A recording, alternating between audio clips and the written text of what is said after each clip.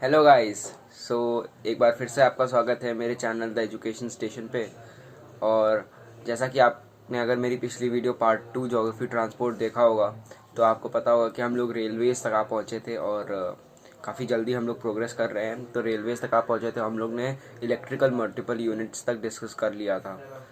तो पार्ट 2 में मैंने पार्ट 1 का भी डिस्क्रिप्शन दे दिया है और आज हम लोगों को रेलवे इलेक्ट्रिकल मल्टीपल यूनिट्स के बाद जितना भी बचा है मतलब उसका कंटिन्यू करना है। तो मोस्ट प्रोबेबली आज हम लोग जो है ये रेलवेज वाला जो पार्ट है ये कंप्लीट कर लेंगे।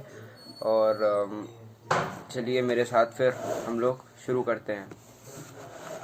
तो मैंने पिछली बार भी जो फ़ोटोज़ थी मतलब इस बुक्स की जो वो मैंने डाल दी थी एक राइट साइड पे, लेफ़्ट साइड मतलब मेरा राइट आपका लेफ़्ट। तो हो सकता है वो थोड़ी सी अच्छी विजिबल ना हो, मैं वो ट्राई कर रहा हूँ। जैसे फर्स्ट वीडियो पार्ट 1 में मैंने और बेकार किया था, मतलब अच्छा नहीं दिख रहा था बिल्कुल भी। उसके बाद मैंने अपनी पार्ट 2 में थोड़ा इम्प्रूव किया, इस बार और इम्प्रूव करूँगा। तो इस बार आपको मेरे ख्याल से सब दिख जाएगा क्योंकि मैं रेशियो गलत ले रहा था वीडियो का। तो चलिए हम लोग आगे शुरू करते हैं। तो Indian railways carry a huge variety of goods ranging from mineral ores, fertilizers, petrochemicals, agricultural produce, iron and steel. Simple. Ports and major urban areas have their own freight lines. ठीक है, freight lines. Thus, railway help in accelerating the development of industry and agriculture. Industrial point of view से the railway बहुत important है ना, क्योंकि वही एक तरह का बैकबोन है। क्योंकि इंडस्ट्री से रॉ मटेरियल्स जो है, रॉ मटेरियल वो इंडस्ट्री तक पहुंचाती है। इंडस्ट्री से जो मतलब फिनिश गुड्स होते हैं मार्केट तक पहुंचाती है उनकी सेल के लिए। तो the growth of Indian railways in the past 150 years has been phenomenal.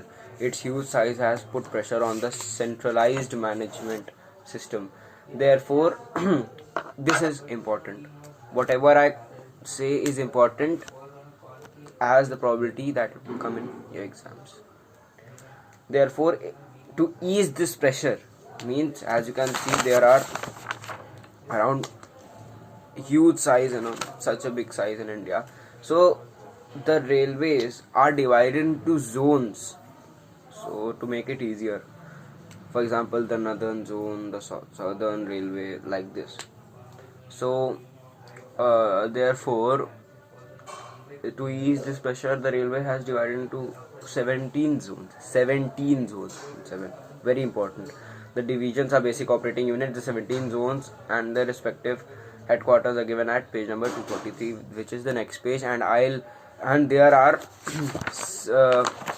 yes, 17 names, and you can't learn all because the names are also given and the headquarters are also given. So I will tell you the most important ones and you should learn that. So what is track system? आपने सुना होगा कि कभी आपने सुना होगा कि ये रेलगाड़ी जो है, ये जो ट्रेन है, ये बड़ी लाइन पे आ रही है, ये छोटी लाइन पे आ रही है। तो ये सब किसका ये बड़ी छोटी है? ये है जो ट्रैक होता है उसकी विड्थ के बेसिस पे हम लोग इसको करते हैं। Based on the width of the track, width of the track को हम लोग गॉज कहते हैं, gauge, GAUGE, gauge. The Indian railway are divided into 3 categories. One is the broad gauge, means बड़ी लाइन, वही हम लोग जो पढ़ते थे। डिस्टेंस बिटवीन रेलवेज, मतलब जो दो वो होते हैं जिस पे ट्रेन चलती है उसके बीच का जो डिस्टेंस होता है वो 1.676 मीटर्स होता है। बीच का डिस्टेंस जो होता है ये बड़ी लाइन का है। ये ब्रॉड गेज में याद कर लीजिए 1.676 मीटर्स होती है वो जो डिस्टेंस होती है। और हमारी जो कंट्री है उसमें ज़्यादातर जो रेलवे है वो बड़ी लाइन की ही है। 85% जो रेलवेज है या ट्रेन है वो ब्रॉड गेज पे ही चलती हैं। Almost the main routes are the broad gauge system links major ports of India. जहाँ पे टेरेन वेरेन सब सिंपल होता है, प्लेन्स होते हैं, वहाँ पे आराम से चल सकती है। इंटीरियर टाउन, इंफीरियर टाउन सबको कनेक्ट करती है ना। सबसे ज़्यादा तो इसी को इंडियन गॉज भी कहा जाता है, कभी कभी कंफ्यूज करने के लिए आ सकता है। इंडियन गॉज क्यों? क्योंकि सबसे ज़्यादा जो इंडिया में इसी का यूज़ होता है। ठीक है, इंडियन गॉज हो गया। अब ये ब्रॉड गेज जो है ब्रॉड गेज में इन्होंने एक एग्जाम्पल दिया है, एक बहुत ज़्यादा इंजीनियरिंग मार्वल, मतलब कोई ऐसी रेलवे लाइन जो कि बहुत इम्पोर्टेंट था उसको बिछाना, उस रेलवे लाइन को सेटअप करना बहुत इम्पोर्टेंट था, लेकिन वो इतने डिफ़िकल्ट टेरेन में थी कि मतलब बहुत डिफ़िकल्ट टेरेन था, तब भी उसको ब्रॉड गेज पे क्या है कि जो बड़ी लाइन होती है उसको बहुत डिफ़िकल्ट टेरेन पे हम लोग नहीं बिछा सकते, कहीं बीच में नदी आ गई, कहीं बहुत उबड़ खाबड़ है, तो उस कंडीशंस पे फिर हम लोग मीटर गेज या नैरो गेज का यूज़ करते हैं, जो हम आगे पढ़ेंगे, मतलब जो थोड़े और पतले होते हैं। लेकिन यहाँ ब्रॉड गेज, इसीलिए इसको इंजीनियरिंग मार्वल कहा जाता है कि इतने डिफ़िकल्ट टेरेन में भी बहुत अच्छा इन्होंने ब्रॉड गेज पे बिछा दिया, मतलब ब्रॉड गेज को बरकरार रखा इतने मुश्किल टेरेन में भी। तो हम लोग पढ़ते हैं broad gauge railway line on the west coastal lowland, Western Ghats के समझ लीजिए होते हुए है वेस्ट कोस्टल लोलैंड पे। Very important Konkan railway line है नाम का, बहुत important Konkan railway line. 10 years उठा के देख लीजिए, उसमें मुझे याद नहीं है कौन से साल में, एक साल में आया भी है कोंकण रेलवे लाइन, है ना, is an engineering Marvel of the Indian railway.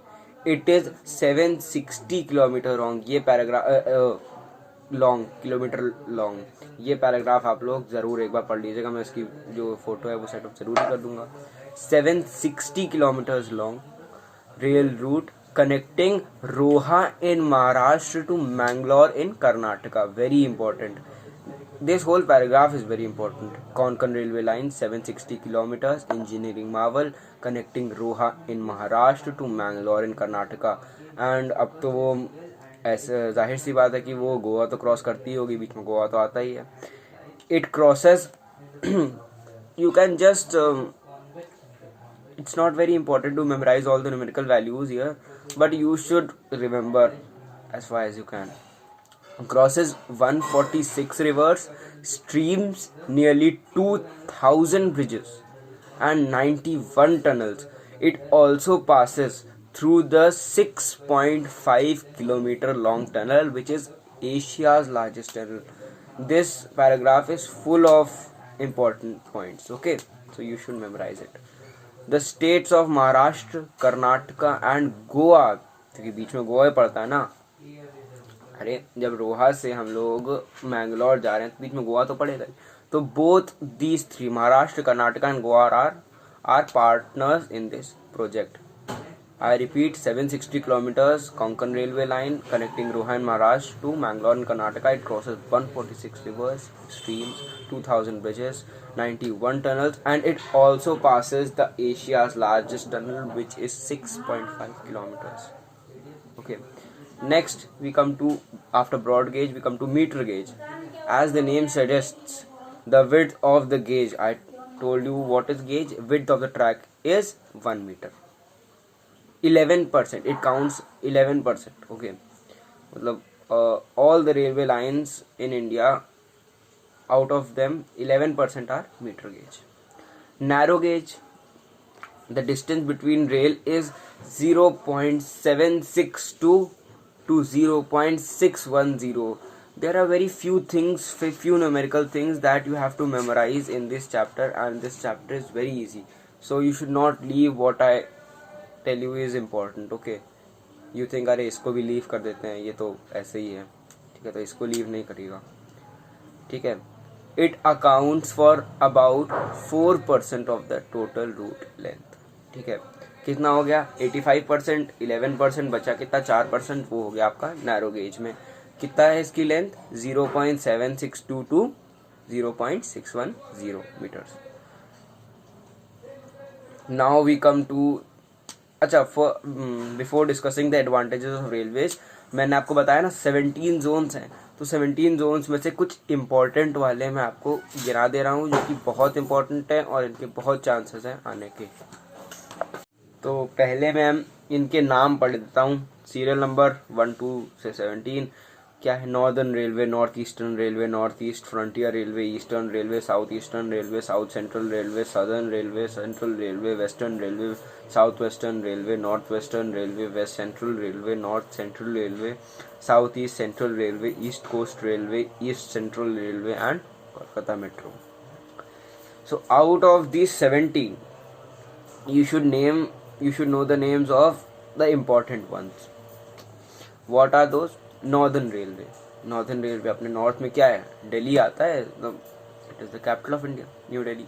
तो नॉर्दर्न रेलवे का हेडक्वार्टर याद कर लीजिए न्यू दिल्ली है। Next eastern railway. Eastern railway, east में क्या एक अच्छी जगह, मतलब एक पॉइंट है कोलकाता, तो एक ईस्टर्न रेलवे का जो हो गया वो कोलकाता हो गया। सदर्न रेलवे का चेन्नई हो गया, सदर्न रेलवे का चेन्नई हो गया। सेंटर में अब मुंबई को कैसे छोड़ सकते हैं, ठीक है, economic capital of India. Central Railway is Mumbai, but Central Railway is of Mumbai Chhatrapati Shivaji Terminus, Chhatrapati Shivaji Terminus. And Western Railway is again Mumbai but Churchgate, you know, one is Churchgate station and one is Chhatrapati Shivaji terminus. Okay, Central Railway, Western Railway, both situated in Mumbai but different stations. Okay, so these are the main four. These are the main four.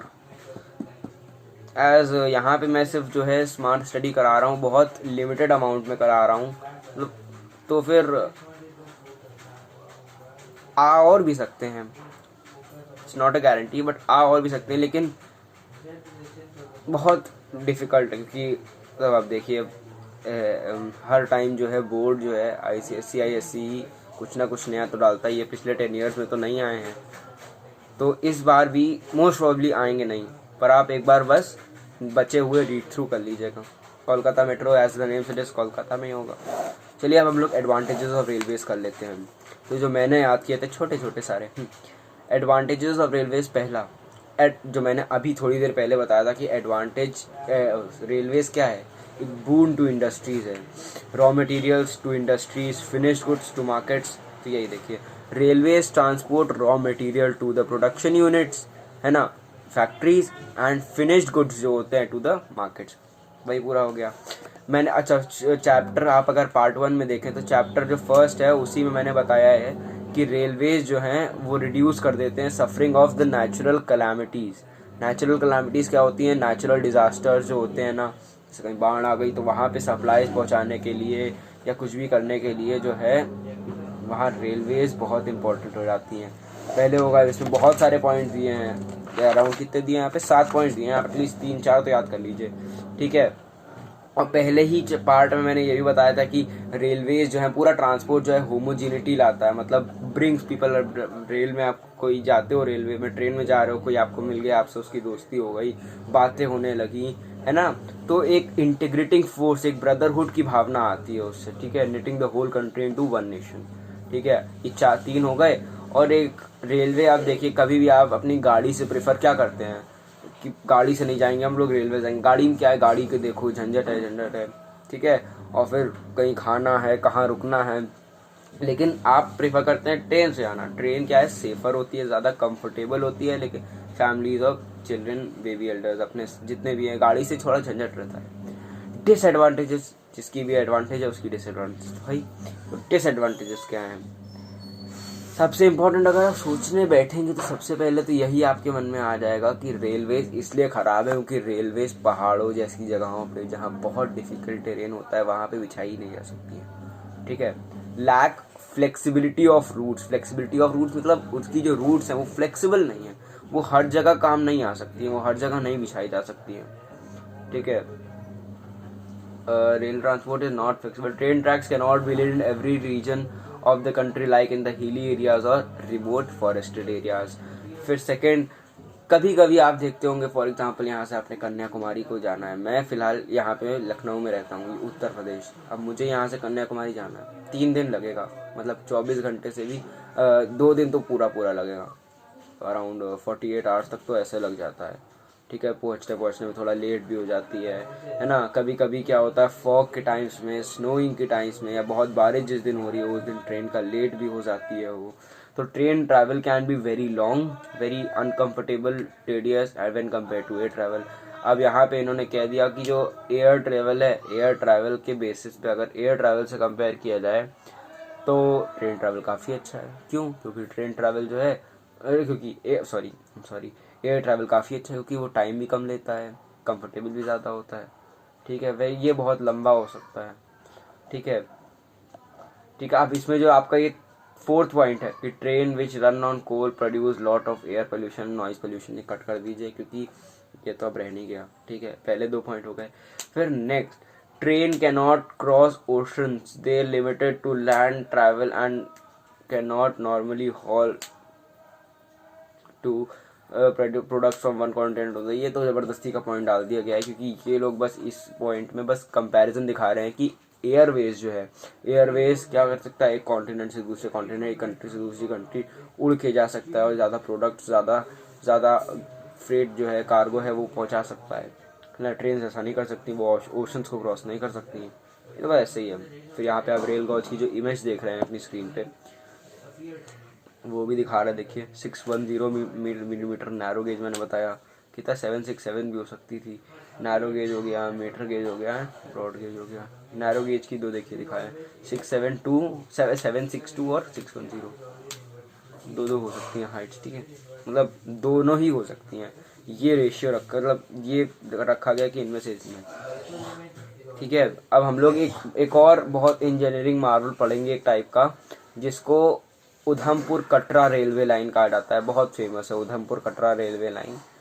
इस पे Jhajhar bridge है जो कि सबसे India का सबसे बड़ा, या शायद मुझे पता नहीं है इंडिया का है कि वर्ल्ड का है, लेकिन कहीं का तो है, सबसे बड़ा स्टील गर्डल ब्रिज जो होता है वो है 25 किलोमीटर। ये देखिए इतनी छोटी सी रेलवे लाइन है लेकिन इतने डिफिकल्ट टेरेन पे। क्यों? क्योंकि ये कटरा उधमपुर सेक्शन में है, कश्मीर के टाइप तरफ, तो डिफिकल्ट टेरेन तो हो गई। The 25 kilometer long railway train service to Katra from Udhampur is an important section of the railway line connecting Vaishno Devi. Vaishno Devi तो सब जानते हैं, वो वैष्णो देवी श्राइन को कनेक्ट करती है कश्मीर वैली से। क्यों? क्योंकि उसके बीच में जो है बहुत सारी खाई हैं, बहुत सारा वो है, बस से बहुत लंबा सफ़र है। तो वो जो रेलवे लाइन है वो इतनी छोटी होने के बावजूद बहुत इंपॉर्टेंट है, क्योंकि वो जो है वो कटरा से उधमपुर कनेक्ट करती है। इसका मतलब वो वैष्णो देवी श्राइन को कश्मीर वैली से, कश्मीर से लिंक करती है रेस्ट ऑफ द कंट्री। मतलब वैष्णो देवी श्राइन और कश्मीर वैली को रेस्ट ऑफ द कंट्री से लिंक करती है। दोनों, वैष्णो देवी हो गया, कश्मीर वैली हो गया, है ना। जो कश्मीर वैली है वो वैष्णो देवी है, वहाँ तक पहुँचने के लिए, वरना क्या है बहुत सारी खाई हैं, बस से जाना पड़ेगा, बहुत लंबा सफ़र होता है, तो वो बाकी लोग जल्दी जा नहीं पाते हैं। तो ये जो रेलवे लाइन है कनेक्ट कर देती है। Railway line has 7 tunnels, 29 minor and 9 major bridges. It has also the Jhajhar bridge. Jhajhar bridge मैंने बताया country I am sorry, India का सबसे बड़ा स्टील गर्डर ब्रिज है ना। That is built at a height of 85 metre. वो 85 मीटर ऊपर, मतलब अब सी लेवल के ऊपर है 85 meters. The train passes to 3.1 kilometer long tunnel said to be India's longest. देखिए समझ गए। तो यहाँ पे ये कहा जाता है कि ये बुक में एक गलती हो गई है भाई। अब हम लोग ने पीछे 6.5 किलोमीटर्स पढ़ा था, तो वो सबसे ज़्यादा लॉन्गेस्ट टनल होना चाहिए था, क्योंकि वो एशिया का भी है, तो इंडिया में तो इंडिया को होना चाहिए सबसे बड़ा। लेकिन यहाँ पे 3.1 किलोमीटर लिखा है, कुछ होता है, ये गलती हुई है इस बुक में। The Katra Udhampur railway line, इतनी 25 किलोमीटर्स की लाइन का कॉस्ट देखिए आप। Build cost is 1132 crore. कितना महंगा है, 1132 crore. Katra Udhampur railway line is meant to connect destinations that are located in close proximity, closeness to Katra, such as Shivkotri, Patnitop and Sanasa. यहाँ पे हम लोग ने रेलवेज कंप्लीट कर दिया, कॉन्ग्रेचुलेशंस। तो मैं सोच रहा हूँ कि मैं थोड़ा सा आपको एयर ट्रांसपोर्ट का भी, जैसे पिछली वीडियो में मैंने रोडवेज कंप्लीट करके रेलवेज का इंट्रोडक्शन दे दिया था, वैसे मैं इसमें भी कर लूँ। तो एयर ट्रांसपोर्ट देखिए, वो 34 किलोमीटर्स था, में भी वो 34 किलोमीटर्स था। यस, तो पहली रेलवे लाइन 34 किलोमीटर्स थी, और पहली एयर उड़ान जो हुई थी वो सिर्फ 10 किलोमीटर्स की हुई थी। एयर मेल ऑपरेशन था, वो भी पैसेंजर नहीं थे, सिर्फ एयर मेल ऑपरेशन था बिटवीन इलाहाबाद एंड नैनी। नैनी तो समझिए नैनीताल का हो गया, नैनी झील भी। इन 1911 वो 18 समथिंग में हुआ था, 53 में हुआ था शायद, यस 1853 में हुआ था।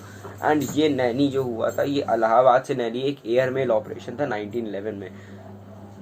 लेकिन जो मेन कामयाबी मिली एयर ट्रांसपोर्ट को आफ्टर इंडिपेंडेंस मिली, the airport authority of India, very important, ये डेट बहुत इंपॉर्टेंट है, मैं बता रहा हूँ। The airports authority of India, AAI, AAI, ये सब जो NHAI है ये सब बहुत इंपॉर्टेंट है। AAI जो है came into existence on April 1st 1995। लगा होगा पहले बाद में एक अप्रैल फूल बना दिया है, पर April 1st 1995 में विद अ मर्जर ऑफ, वहाँ पे हम लोग ने, आपने अगर सुना होगा कि मर्जर किसका था, 2 अथॉरिटीज़ का, national airports authority and international airports authority.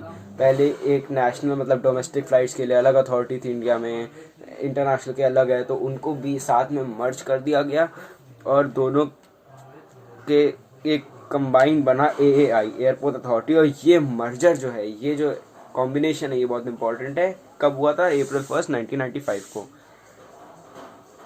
अब ये सब बस याद करने की चीज़ है। This authority manage 125 airports including 81 domestic, 11 international, 8 customs and 27 civil enclaves at different airfields. ठीक है, अब ये पढ़ लें कि एक ये मर्जर हो गया, ये एक मर्जर हो गया जिसमें ये मर्ज हुए, और दूसरा मर्जर किसका हुआ था? एयर इंडिया और इंडियन एयरलाइंस का। 2007 में इन दोनों का भी मर्जर हो गया था और अब वो बन विद अ मर्जर, और अब जो मर्जर है वो एयर इंडिया ही कहा जाता है। ठीक है, इस मर्जर के बाद एशिया में सबसे ज़्यादा 16th लार्जेस्ट एयरलाइन सर्विस बन गई है एयर इंडिया मर्ज के बाद। तो फ्रेंड्स, अब ये वीडियो जो है ज़्यादा लंबी हो रही है और अब हमको इसको यहीं पे ख़त्म करना पड़ेगा। नेक्स्ट वीडियो में हम लोग जो ये वाटरवेज है इसको भी शुरू कर देंगे, और मोस्ट प्रॉब्ली इसके मतलब 4th वीडियो में जो हम लोग है 4th वीडियो में इस चैप्टर को ख़त्म कर लेंगे। श्योर है 4th वीडियो में हम लोग चैप्टर ख़त्म कर लेंगे। तो फ्रेंड्स, जो सपोर्ट आप मुझे दे रहे हैं वो देते रहिएगा, तो रिड्यूस सिलेबस की वीडियो देखते रहिएगा, and best of luck for exams. अभी से प्रिपरेशन करेंगे तो अभी से ही आगे बढ़ेंगे। चलिए ठीक है, take care and bye bye.